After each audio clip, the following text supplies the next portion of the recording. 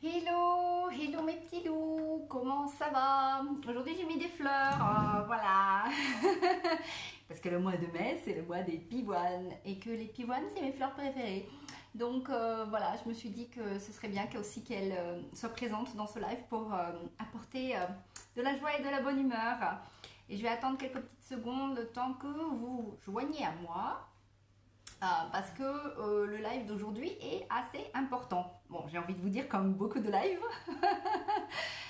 J'espère en tout cas que tout ce que je vous raconte depuis bientôt 11 mois vous plaît et vous aide surtout à avancer et vous donne aussi une bonne direction.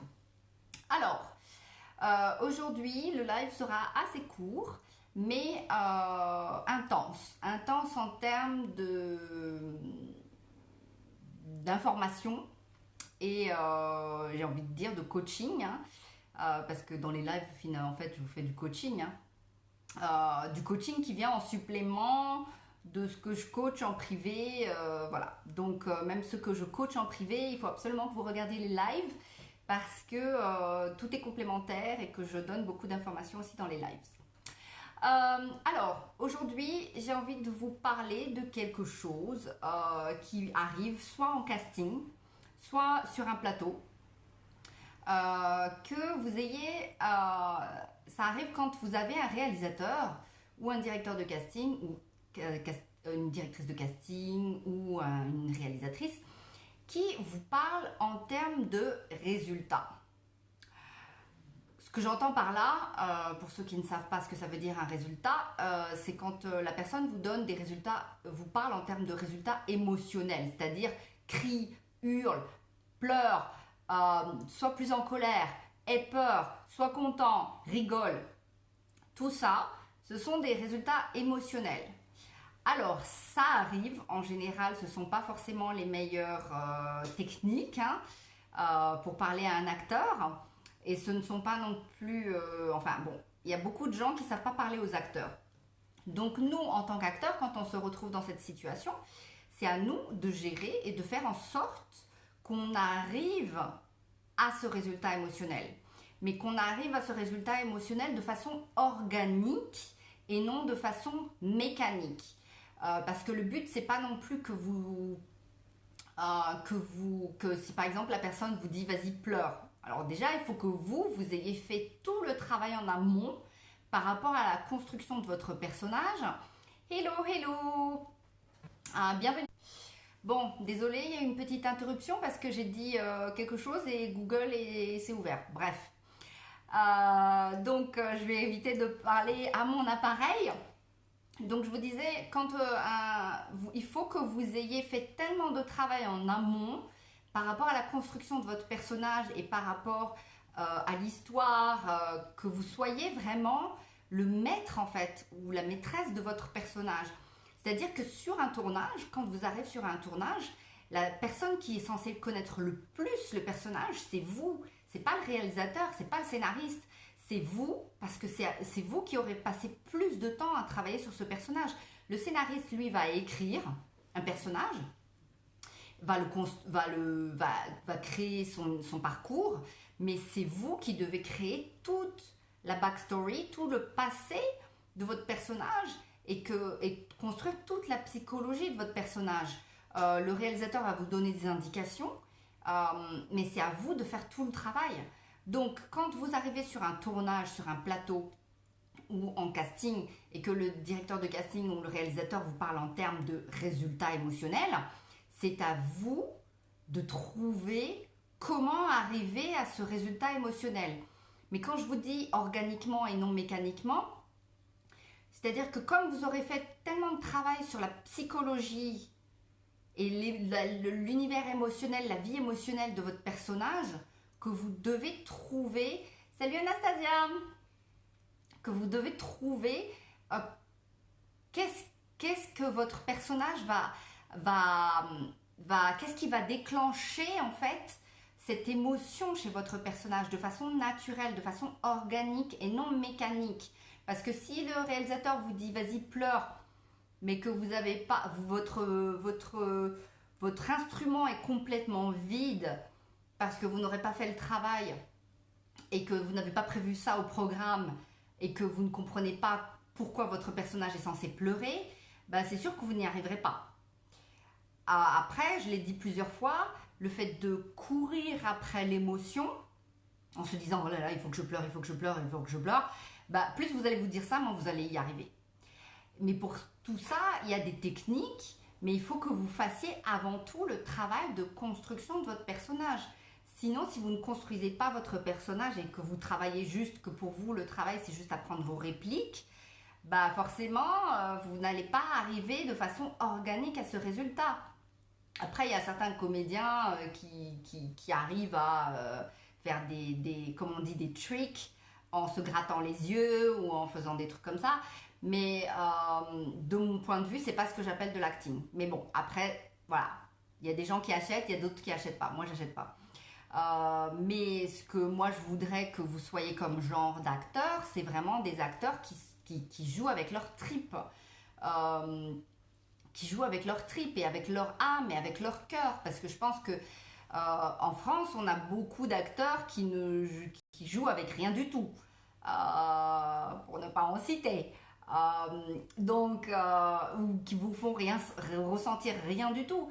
C'est pas notre objectif. C'est pas notre objectif et c'est pas mon objectif pour vous et c'est pas mon objectif non plus pour moi en tant qu'actrice. Parce que... Alors n'hésitez pas à me mettre des commentaires parce que je sais pas qui est là. Je sais pas qui me rejoint. J'ai vu Anastasia. Ah, Tin Fang, salut. Je vois quand même certaines icônes. Voilà, n'hésitez pas. Donc, si vous vous retrouvez dans cette situation, assurez-vous, mais même si vous ne vous retrouvez pas dans cette situation-là avec un réalisateur ou un directeur de casting qui vous parle en termes de résultats, il faut, quoi qu'il en soit, que ce soit un casting ou un tournage, que vous ayez chargé la mule, que vous ayez construit tout l'univers émotionnel de votre personnage, que vous compreniez la psychologie de votre personnage et pour que si le réalisateur sur le tournage a tout d'un coup une idée folle qui n'était pas écrite dans le scénario, mais que tout d'un coup ça a du sens sur le plateau, parce que je suis aussi réalisatrice, donc ça arrive, je sais ce que c'est,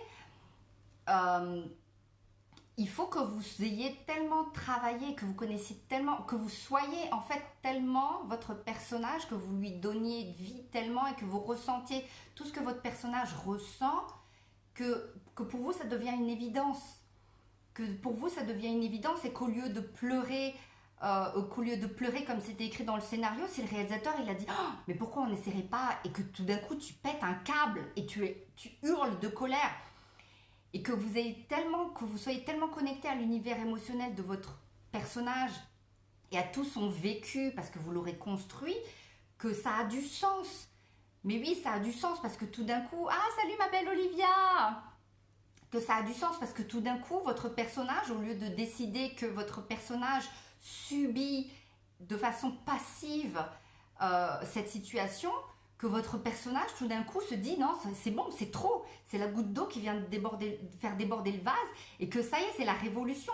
C'est trop, ça, et que du coup, de façon organique, vous créez cette colère parce que vous avez tellement créé tout le passé où votre personnage a subi pendant des années, s'est fait rabaisser, s'est fait marcher dessus, que là, c'est l'explosion. Et là, c'est la libération. Et c'est, en fait, je vous donne cet exemple-là. Hein. Ça, c'est un exemple que je suis en train d'inventer en même temps que je vous parle. Mais c'est quelque chose qui est tout à fait possible. Même si dans le scénario, c'est écrit, elle pleure et elle est abattue et que tout ça, mais si le réalisateur tout d'un coup vous dit oh, tu vas être en colère, voilà. Il faut que vous soyez suffisamment préparé et que vous ayez suffisamment bossé votre personnage pour y arriver de façon organique. Parce que quand je vous dis mécanique, c'est tout d'un coup le réalisateur vous dit sois en colère. Je vais être en colère. Ça, c'est mécanique.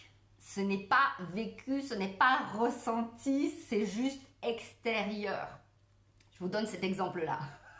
Même si ça peut en faire rire, ma façon de tout d'un coup être en colère de façon mécanique. J'avoue, j'avais l'impression d'être un monstre de Tasmanie tout d'un coup. Ouais, je ne sais quoi. Bref. Donc, il faut que vous trouviez dans vos tripes. En fait, la différence entre organique et mécanique, c'est que organique, ça vient des tripes, ça vient des réelles émotions, de vraies émotions. Alors que mécanique, ça va être le cerveau qui va vous dire, bon, alors ok, être en colère, ça veut dire gueuler très fort, gueuler comme un putois, ça se dit ça encore, je sais plus, bref. Bref, voilà. Alors que quand quelqu'un, ça se voit, je suis sûre que vous avez vu des films ou des séries où quand un acteur ne ressent pas ou ne pense pas du tout ce qu'ils disent ou se met en colère tout d'un coup et que on sent que c'est joué, que c'est acté, que c'est mécanique parce que c'est écrit dans le scénario, parce que le réalisateur lui a dit de faire ça. Donc vous, c'est important que vous fassiez tout le travail de construction en amont et que vous compreniez toute la psychologie de votre personnage pour que vous ressentiez toutes les émotions de façon organique. Ça, c'est clé si vous voulez vraiment faire une belle carrière et vraiment avancer et vous distinguer en fait des autres acteurs qui en fait ne font qu'apprendre leur texte. Je l'ai déjà dit dans plusieurs lives précédents, c'est important que vous vous démarquiez de la masse. Si vous voulez vraiment avoir des beaux rôles, bien vivre de votre art, de votre passion et faire ce que vous aimez et pouvoir ensuite avoir le plaisir et le luxe de choisir vos projets et de pouvoir dire non à qui vous voulez. Donc c'est important que vous fassiez ce travail-là en amont. Et entraînez-vous, n'attendez pas que l'opportunité arrive pour vous dire « Ah, maintenant il faut que je m'entraîne ». Non, il faut que vous continuez à vous entraîner tout le temps. Entraînez-vous tout le temps, comme ça vous serez prêt quand l'opportunité arrivera. N'attendez pas que l'opportunité arrive pour vous préparer, c'est trop tard. C'est trop tard. Le jour où vous avez un super gros casting ou un casting pour un rôle que vous adorez, que vous rêvez d'interpréter, c'est trop tard d'attendre ce moment-là pour vous préparer et vous entraîner. C'est trop tard. D'autres gens qui se seront entraînés tout au long de l'année seront beaucoup plus près que vous. Donc c'est une compétition, ce milieu est une compétition, c'est une réalité. Donc il ne faut pas attendre que vous ayez un casting pour vous dire « Ah, mais maintenant, il faut que je me prépare ». C'est trop tard. C'est beaucoup trop tard. Et vous serez à la ramasse par rapport à tous ceux qui se seront entraînés tout au long de l'année. Donc continuez, et je vous ai donné plein d'exemples, de continuer à vous entraîner de façon quotidienne avec des exercices, avec des petites choses que vous faites pour vous, même si c'est que 10 minutes par jour, mais faites quelque chose pour votre art tous les jours. Donc voilà, je relis si j'ai autre chose à vous dire. Voilà. Ah, et juste en exemple, par rapport au fait que ça peut arriver que sur un casting, dans un scénario, tout soit écrit d'une certaine façon et qu'au casting, on vous dise de jouer tout à fait l'opposé. Je vous en avais parlé pour ceux qui ont vu ce live, il y a un mois de cela, un peu plus d'un mois, mais je pense que le live il date d'un mois à peu près, où en fait j'ai passé un callback qui a duré pendant 1 heure, où en fait le co-scénariste qui était là et qui jouait avec moi, il m'a donné des directions à l'opposé de ce qui était écrit dans le scénario et que lui-même avait écrit. Il a dit non mais en fait finalement, je sais pas pourquoi on a écrit ça, mais on va tout changer. Tu n'es pas zen ni calme, tu vas être donc en colère, voilà. Donc à un moment, il m'a demandé de péter un câble, mais il a fallu que, bien sûr, j'ai nourrisse aussi tout le vécu, toute la pression, tout ce par quoi, en fait, mon personnage était passé avant dans son passé. Donc, soyez prêts, il faut que vous soyez prêts, et quand vous préparez un casting, voyez quelles sont les autres possibilités. Même s'il y a beaucoup de didascalies qui vous emmènent dans une direction ou une autre, voyez quelles sont les autres possibilités, qu'est-ce que vous pouvez aussi essayer d'autres, comme couleur, comme émotion, comme direction, tout en bien sûr respectant, en vous assurant que ça respecte l'essence de votre personnage, et que c'est pas me sortez pas une junkie, une droguée en manque si c'est complètement hors contexte et que c'est censé être une mère de famille aimante.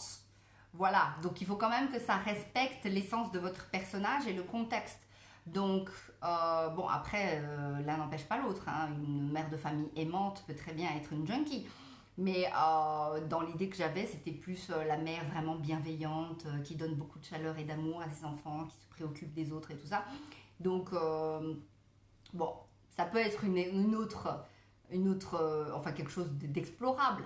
Mais soyez sûr que quand vous faites des choix que vous présentez en casting, ce soit pas non plus des choix farfelus. Parce que là, par exemple, l'exemple que je vous ai donné, même si j'ai répété 2 fois exemple, et que ça fait 3 fois maintenant, c'est quand même un peu plus farfelu, un peu tiré par les cheveux. Il faut vraiment après justifier et explorer et travailler en sens inverse pour justifier pourquoi cette mère aimante qui donne beaucoup d'amour à ses enfants est une junkie. Mais c'est-à-dire que faites des choix. Salut Rita, faites des choix qui sont pas tirés par les cheveux, mais qui ont du sens par rapport à la situation, à la scène. Mais voilà, explorez, amusez-vous surtout. Donc voilà, donc pour ceux, surtout Rita et tout ça, qui n'arriveraient pas à écrire, revoyez le live. Il va être en replay dans quelques secondes parce que là j'ai fini le live. Donc revoyez le live et c'est très bien Rita si tu prends des notes. J'invite tout le monde absolument à toujours prendre des notes parce que je donne tellement d'informations dans les lives que gardez-les précieusement parce qu'il y a une étude qui a été faite que si vous faites juste une écoute passive, au bout d'un mois, vous aurez retenu 15 à 20%. Vous vous souviendrez de 15 à 20% au bout d'un mois. Si vous prenez des notes, vous vous souviendrez d'environ 75% au bout d'un mois, sans les avoir relus. Vous vous souviendrez des informations, de 75% des informations. Si vous prenez des notes et que vous agissez, que vous mettez directement en application ce que vous apprenez, quelle que soit l'information que vous apprenez, au bout d'un mois, vous vous souviendrez de 90% à 85% des informations parce que vous les aurez mises en application. Donc ça, c'était juste une petite parenthèse, mais toutes les personnes que je coach et du coup vous aussi, je vous invite vraiment, vraiment à toujours prendre des notes sur toutes les informations que vous apprenez. D'accord? Parce que c'est très important.